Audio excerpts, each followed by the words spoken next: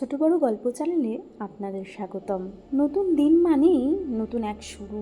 আজ আমরা শুনব এক আবেগঘন বাংলা ছোট গল্প, নতুন দিন নতুন শুরু। ভিডিওটি শেষ পর্যন্ত শুনুন, কারণ এর প্রতিটা অংশে লুকিয়ে আছে জীবনের সত্যিকারের বার্তা।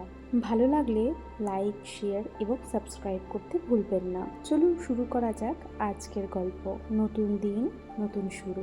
রূপা 31 বছরের এক গৃহবধূ। স্বামী চলে গেছেন অন্য একটা শহরে কাজের উদ্দেশ্যে। রূপা একা, একঘেয়ে জীবন তার। প্রতিটা দিন একই রকম লাগে তার কাছে।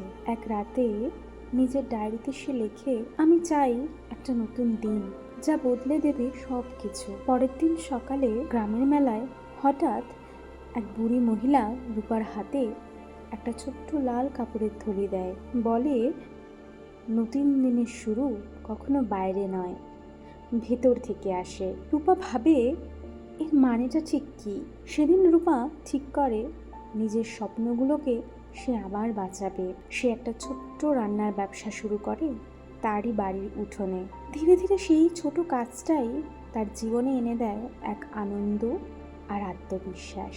1 বছর পর রূপা নিজের দোকানের সামনে দাঁড়িয়ে সূর্যোদয় দেখে ভাবে, আজ প্রতিটা দিনই নতুন যদি আমি চাই। গল্পের শেষ তাই আজকে সেই লাইনটি দিয়ে, নতুন দিন মানেই নতুন আশা। এই ছিল আজকের গল্প, নতুন দিন নতুন শুরু।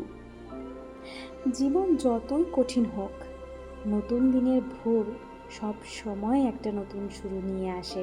যদি গল্পটি আপনাদের ভালো লেগে থাকে তবে লাইক করুন, বন্ধুদের সাথে শেয়ার করুন, আর নতুন বাংলা ছোট গল্প শুনতে ছোট বড় গল্প চ্যানেলটি সাবস্ক্রাইব করুন। কমেন্টে লিখতে ভুলবেন না আপনার জীবনের কোন নতুন দিনটি সব কিছু বদলে দিয়েছে।